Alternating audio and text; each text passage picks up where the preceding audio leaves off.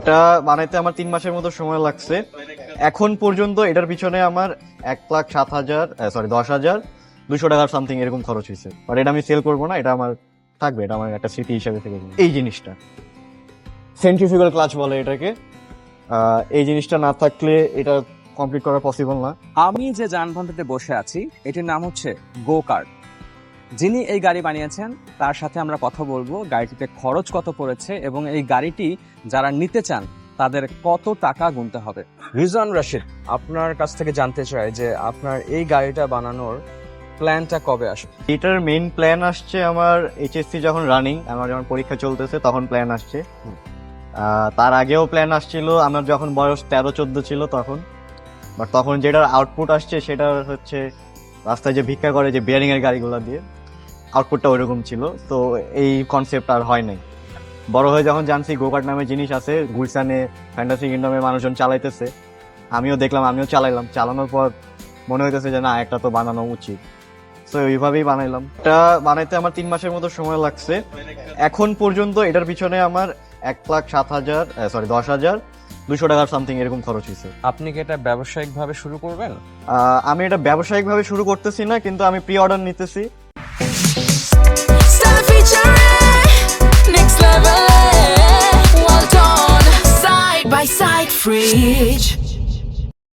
যেহেতু এটা একটা ডিমান্ড আছে, মানুষজন চাইতেছে, কাউকে ফিরাইতেছি না। অর্ডার এপ্রিলের 14 তারিখ পর্যন্ত অর্ডার নিব। এরপরে হইতেছে 14 তারিখে আমি চাকাগুলো চায়না থেকে অর্ডার করে দিব। সো এরপরে অর্ডার দিলেও লাভ নেই, চাকার জন্য তখন আমাকে আবার অর্ডার করতে হবে। সো যারা অর্ডার দিতে চাচ্ছেন 14 তারিখ পর্যন্ত অর্ডার দেন। এরপরে আমি জুন জুলাইয়ের মধ্যে ডেলিভারি দিয়ে দেওয়ার চেষ্টা করবো ইনশাল্লাহ। এটা আমি দিতে পারবো না, সরি। বাট এটা যদি আপনার কোনো প্রপ হিসাবে লাগে বা ব্যাকগ্রাউন্ডে ধরেন, আপনার যদি মার্চেন্ডাইজের ব্যবসা থাকে, পিছনে আপনি এটা রাখতে পারেন।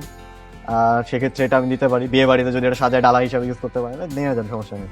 বাট এটা আমি সেল করবো না, এটা আমার থাকবে, এটা আমার একটা স্মৃতি হিসাবে থেকে যাবে। সবচেয়ে ইম্পর্টেন্ট যে ফ্যাক্টটা হইতেছে এই জিনিসটা, সেন্ট্রিফিউগাল ক্লাচ বলে এটাকে। এই জিনিসটা না থাকলে এটা কমপ্লিট করা পসিবল না। বিকজ চাকা আমি অন্যটা দিতে পারতাম, ইঞ্জিন অন্যটা দিতে পারতাম, ব্রেক অন্যটা দিতে পারতাম। বাট এই জিনিসটা না থাকলে এটা চলতোই না। আচ্ছা, এটা আপনি ইম্পোর্ট করেছেন? এটা আমি চায়না থেকে ইম্পোর্ট করছি। এটা বাংলাদেশে পাওয়া যায় কিনা জানি না, কিন্তু এছাড়া বাকি সব বাংলাদেশে পাওয়া যায়। চাকাও পাওয়া যায়, কিন্তু বাংলাদেশে কিনতে গেলে দাম বেশি। অ্যান্ড ওরা ওই একই কথা ইম্পোর্ট করে আয়না দিবে। যাদের কাছ থেকে প্রি অর্ডার নিচ্ছেন কত টাকা তাদের খরচ পড়বে? 70,000 টাকা চার্জ করতেছি, যেখানে আমার কোনো প্রফিট নাই। বানানো শেষ হয়ে চালানোর পরে যদি আপনার পছন্দ হয়, যেটা দিবেন সেটাই। বাধার সম্মুখীন হয়েছি বলতে মোটামুটি ভালোই, কারণ অনেক জায়গায় কাজ করতে চায় না, গাড়ির কথা শুনলেই কাজ করতে চায় না। তাদেরকে জাস্ট আমাকে যতটা সিম্পলি বোঝানোর কথা সে ততটা চেষ্টা করছি, যে ভাই 2টা বক্স জোড়া লাগাই দাও, সাসপেনশন বসায় দাও। সাসপেনশনের দেখে অনেকজন করতে চায়নি।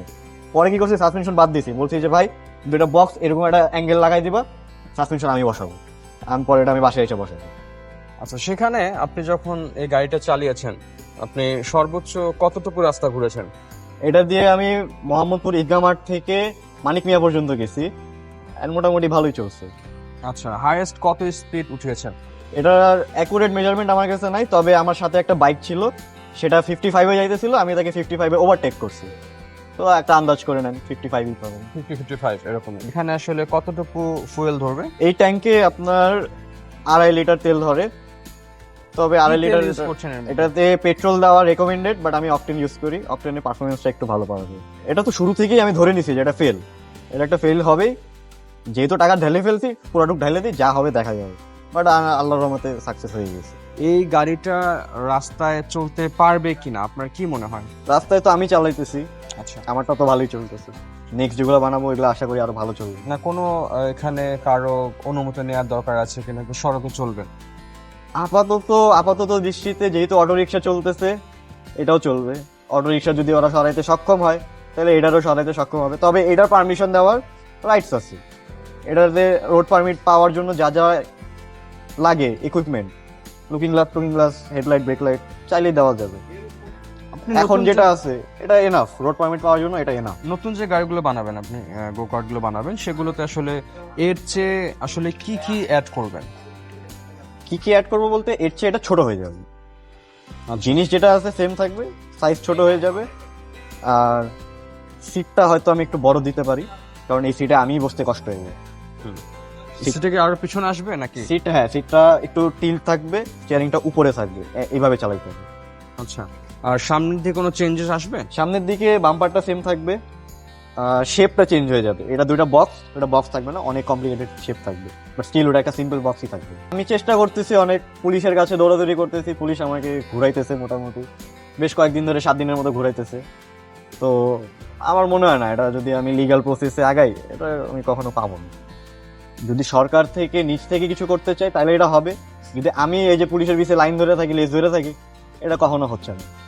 আমি পুলিশের কাছে একটা ভিডিও আবদার করছিলাম যে স্যার আপনার যে পুলিশের লাইটগুলো আছে গাড়িগুলা, আমি জাস্ট আপনার লাইটগুলো ছেড়ে দিবেন, আমি সামনে দিয়ে একটা 30 সেকেন্ডের ভিডিও করে চলে যাবো। এটার জন্য আমাকে ডিএমডি হেডকোয়ার্টারের মিডিয়া ডিপার্টমেন্টে অ্যাপ্লিকেশন লিখতে হবে, অ্যান্ড এটা আমার 30 দিন সময় লাগবে।